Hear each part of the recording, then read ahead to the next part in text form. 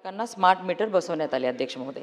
आणि 1 जानेवारी ते 29 मे 2026 या कालावधीमध्ये पुणे परिमंडळ अंतर्गत स्मार्ट मीटर ज्या ज्या ग्राहकांना बसवले आणि त्यांच्या तक्रारी आल्या त्या 11,770 तक्रारी आल्या की आम्हाला स्मार्ट मीटरमुळे अतिरिक्त वीज बिल आकारण्यात आलेलं आहे.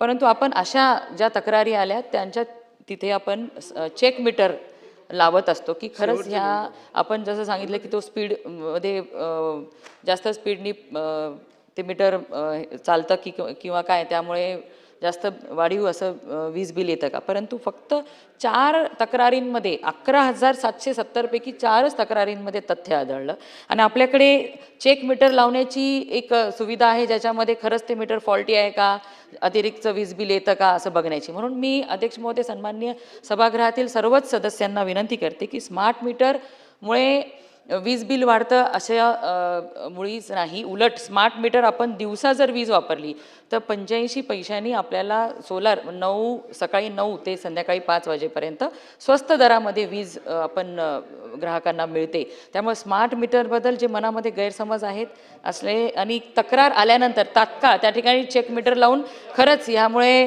कुठे नुकसान ग्राहकाचं झालंय का हे आपण तपासण्याची सुविधा सुद्धा आहे अध्यक्ष. राणी स्मार्ट मीटरबद्दल मी ताई जे बोलले ते मी ऐकलं आणि तुपे साहेब जे बोलले ते पण मी ऐकलं. ग्रामीण भागामध्ये साहेब माझा मतदारसंघ हा ग्रामीण भागात येतो. अनेकांच्या मतदारसंघामध्ये हा स्मार्ट मीटरचा संघर्ष आता चालू असेल. अधिकारी कधीतरी मार खातील आता ती परिस्थिती प्रत्येक जिल्ह्यामध्ये आलेली अध्यक्ष महोदय. मी खोटं बोलत नाहीये. ते होऊ नये म्हणून मी आपल्याला सांगतोय अगोदरच हे सगळं थांबावं. मी काही वेगळं बोलत नाहीये.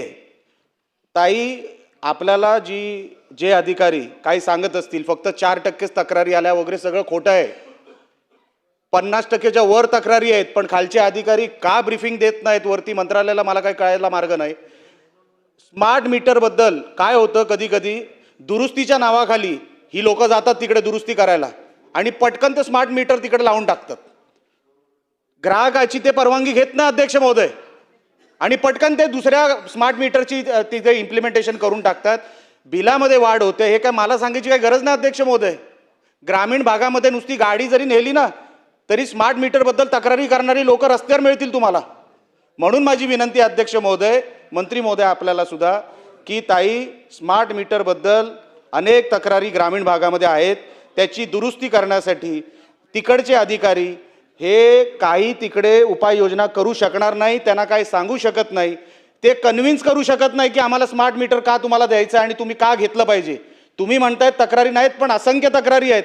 तुम्ही मला जर माझ्याच मतदारसंघात जर विचारलं तुम्हाला शेकडो तक्रारी मी तुम्हाला आता आणून देऊ शकतो. पण माझी ताई विनंती आहे अध्यक्ष महोदय आपल्या माध्यमातून ह्या स्मार्ट मीटरबद्दल ग्रामीण भागामध्ये अतिशय असंतोष आहे. त्याच्याबद्दल त्याचा निवारा करण्यासाठी सरकार काय करणार आहे का एवढा माझा स्पेसिफिक प्रश्न आहे. महसूल खातं त्यांच्याकडे आहे त्याच्यामुळे चीफ सेक्रेटरी पासून सगळे येतील अशीच अपेक्षा.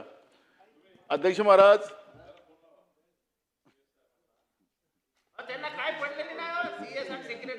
हे बघा दोन्ही बाजूने बोलू नका मग. अध्यक्ष महाराज मी स्मार्ट मीटरवर या स्मार्ट मीटरच्या माध्यमातून या स्मार्ट दिखावा दाखवणाऱ्या सरकारचं जनतेला लुटण्याची पद्धत जी आहे ती आपल्याला या ठिकाणी मी सांगतो अध्यक्ष महाराज. मी मगाशी सांगत होतो अध्यक्ष महाराज की लोकांमध्ये तीव्र चीड आहे, जनभावना तीव्र आहे. स्मार्ट मीटरचं हा कॉन्ट्रॅक्टर कोण आहे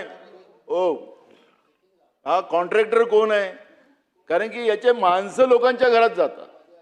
आपल्या विभागाचे अधिकारी कर्मचारी लाईनमॅन त्याच्यामध्ये नसतात.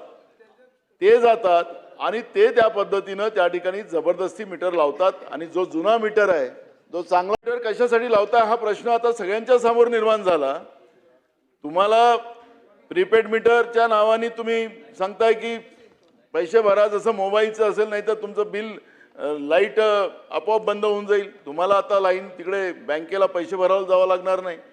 पण एक गोष्ट या निमित्तानं आपल्याला लक्षात आणून देतो की हा मीटर एवढ्या जोरात फिरतो की या लोकांना 4 पटीनं बिलं यायला लागलीत आणि लोकांची लूट या निमित्तानं होते आहे आणि हा कोण कॉन्ट्रॅक्टर आहे त्याच्यासाठी पूर्ण डिपार्टमेंट आणि सरकार काम करते आहे ते या ठिकाणी आपण सांगावं. आणि हे प्रीपेड मीटर, स्मार्ट मीटर आपण जे मुख्यमंत्री मोदयांनी सांगितलं की ऐच्छिक राहणार आहे ते एकदा आम्हाला या ठिकाणी सांगावं की हे ऐच्छिकच राहणार, कंपल्सरी नाही. तर मग आम्ही ते सगळेच्या सगळे जबरदस्ती लावलेले मीटर आम्ही कमी करू. मगाशी राज्यमंत्री सांगत होतात की राज्यामध्ये 1 कोटीच्या वर आम्ही या पद्धतीचे मीटर लावलेले आहेत. आता 1,23,00,000 आम्ही स्मार्ट मीटर लावलेले असं राज्यमंत्री मगाशी सांगत होते. हे लोकांच्या इच्छेप्रमाणे लावले गेले नाहीत, हे लोकांच्या इच्छेप्रमाणे लावले गेले नाहीत, हे जबरदस्ती स्मार्ट मीटर लावलेत, प्रीपेड मीटर लावलेत. हे या ठिकाणी मी आवर्जून आपल्या निमित्तानं सांगतो. आणि म्हणून एकीकडे महागाईची झळ, डिझेल पेट्रोल पासून तर सगळ्या गोष्टीच्या किमती वाढवल्यात, पण एकीकडे इलेक्ट्रिकचा शॉक आपण लावतोय आणि आपण सांगतोय कोण असेल त्यांनी सरकारने सांगितलं पाहिजे, त्यांच्या उत्तरात त्यांनी नाव त्याचं सांगितलं पाहिजे की कोण कॉन्ट्रॅक्टर आहे. कारण की मला आठवतं अध्यक्ष महाराज, मी आमच्या मतदारसंघात, कारण की माननीय मुख्यमंत्र्यांनी सभागृहामध्ये इथं सांगितलं होतं की स्मार्ट मीटर आम्ही कंपल्सरी करणार नाही, ऐच्छिक करणार, त्याच्यामुळे ज्याला कोणाला लावायचं असेल तर तो लावेल, अशा पद्धतीची घोषणा विधानसभेत केलेली होती. अध्यक्ष महाराज, या सभागृहामध्ये अगर मुख्यमंत्री सांगत असताना इकडे कंपल्सरी त्या पद्धतीचं मीटर लावायचं काम केलं जात असेल तर ही बाब गंभीर होती. मला अनेक गावातल्या तक्रारी आल्या आणि मग मी जाहीरपणे लोकांना सांगितलं की गावात तुमच्याकडे या पद्धतीची लोकं आली तर तातडीनं ठोका त्यांना. आणि असं सांगेन, बिलकुल मी सांगतो, असंच बोललो. अशी जी लोक येतात, जे कोण आहेत लोक, घरात कोणी नाही आहे ते लोक घुसलेत, घरात आलेत, त्यांनी त्यांना संबंध नाही, सरळ मीटरला हात लावले. तर आखरी हे माणसं कोण होती? ही शासकीय माणसं नव्हती. आणि मग ही माणसं कोण आहेत, हे भामटे कोण आहेत? आणि म्हणून अशा लोकांना पकडा आणि त्यांना चांगली तंबी द्या, अशा पद्धतीची भूमिका आम्ही मांडली. त्यामुळे आमच्या भागामध्ये काही गावात त्यांनी जबरदस्ती केली सुरुवातीला आणि त्यांचे जे इलेक्ट्रिकचं बिल आहे ते 4 पटीनं त्या ठिकाणी वाढलं. आपण अध्यक्ष महाराज मगाशी याच प्रश्नाला विचारत असताना मी अध्यक्ष महाराज, मी माननीय उपाध्यक्ष महोदय तालिकेवर होते त्यावेळेस सांगितलं होतं की हा जो 293चा ठराव जेव्हा सुरू होईल त्यावेळेस या जे अदृश्य गॅलरी जी आपली आहे त्या ठिकाणी त्या विभागाचे अधिकारी राहावेत. अध्यक्ष महाराज, परवा दिवशी तुम्ही पण आपण सगळेजण मिळून मुंबईच्या महत्त्वपूर्ण चर्चेवर 293ची अमित साटम साहेब आमचे पोटतिडकीनं सगळ्या मुंबईच्या विकासाचे प्रश्न मांडत होते आणि अधिकारीच त्या अदृश्य गॅलरीमध्ये आपल्याला पाहायला मिळाले नाही. सुधीर भाऊ, आज पण तीच परिस्थिती आहे.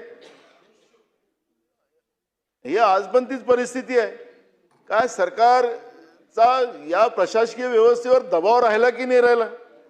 काय जनतेचे प्रश्न प्रशासनाला सोडवायचे नाहीत का? हे खऱ्या अर्थानं शोकांतिक आहे. अध्यक्ष महाराज, तुम्ही, आम्ही, सुधीर भाऊ, आपण समोरच्या लाईनमध्ये बसलेली आमचे अनेक मित्र आपण पाहतो.